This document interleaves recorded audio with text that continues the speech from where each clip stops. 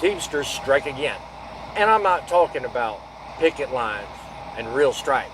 Watch today's Truckin Stories all the way to the end and find out why.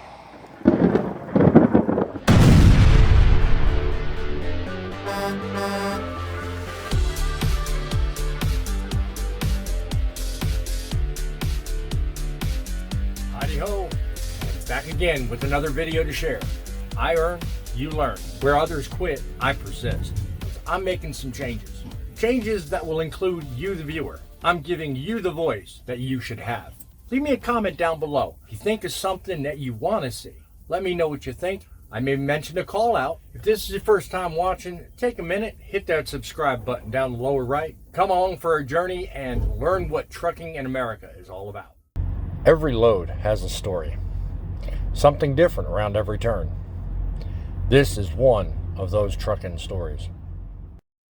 Today we're traveling from Jacksonville, Florida to Franklin, Tennessee on what would be a rare occasion. To see why, check out the rest of the video. And the Teamsters are at it again. So check near the end of this video to see what I mean by that. You'll be surprised. So let's get to it. Now we are underway to our next load. A place called Georgia Pacific down in Jacksonville.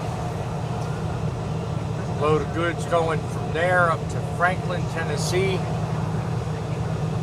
to a Sam's Club. Sam's Club and Walmart are both alike. Nice thing about Sam's Club though is we can perch out overnight there.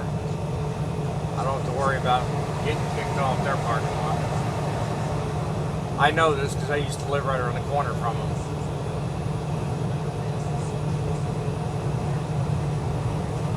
But even if that were a problem, there's a truck stop right there off exit 61, so I ain't worried about it one way or the other. I was trying to get a load with little or no deadheads, so I guess I had to make do.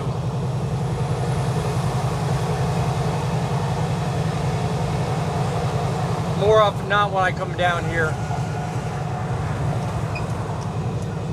I elect to drive back and just deadhead long distances before I get my next load. So the fact that I was able to find one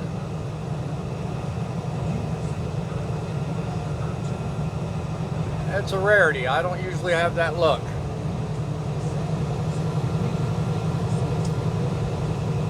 So it either speaks well of the port down here,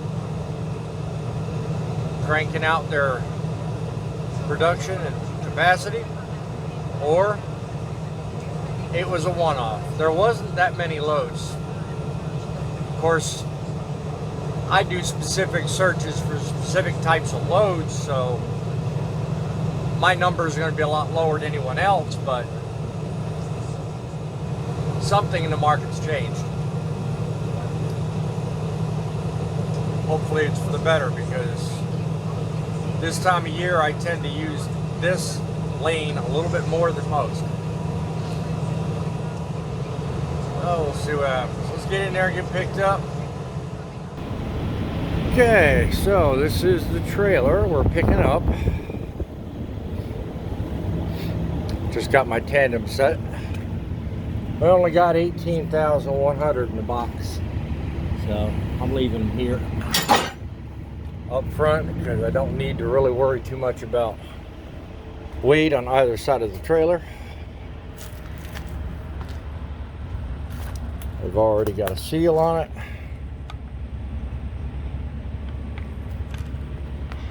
It's an older trailer.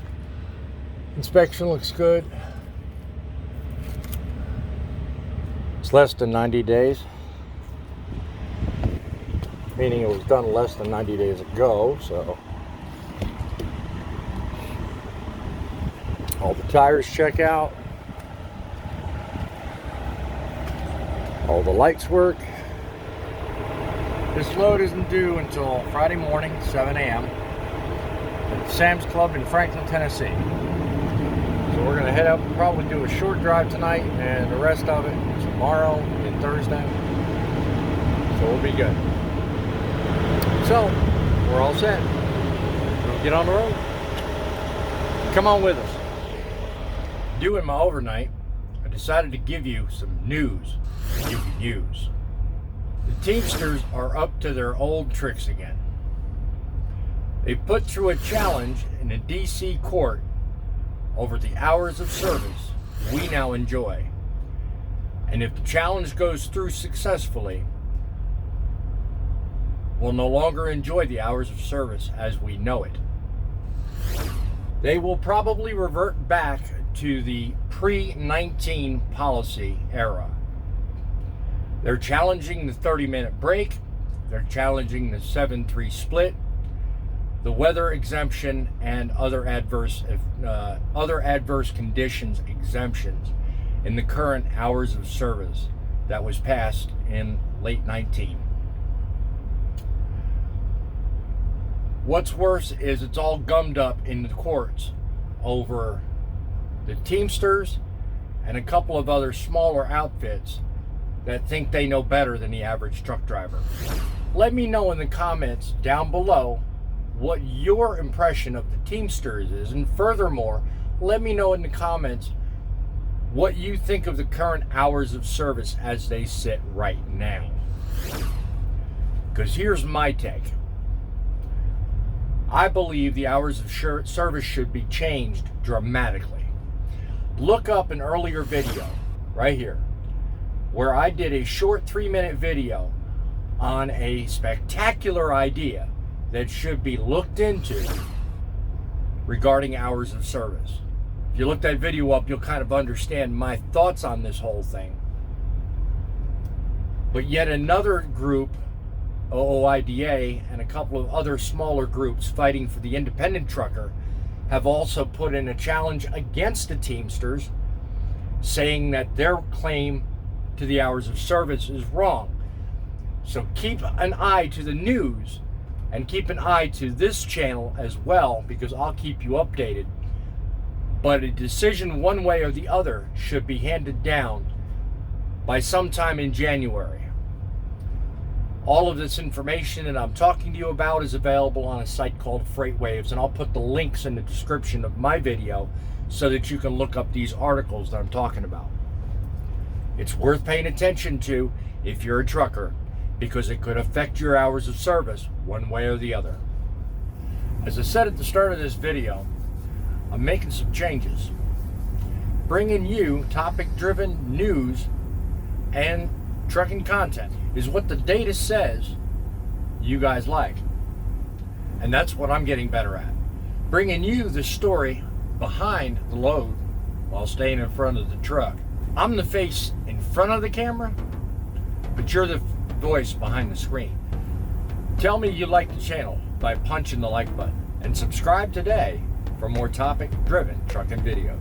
For an expanded thought on hours of service, take a look at this video where I go in depth on a great idea that would help the industry. Guys, while you're on the road, think of others.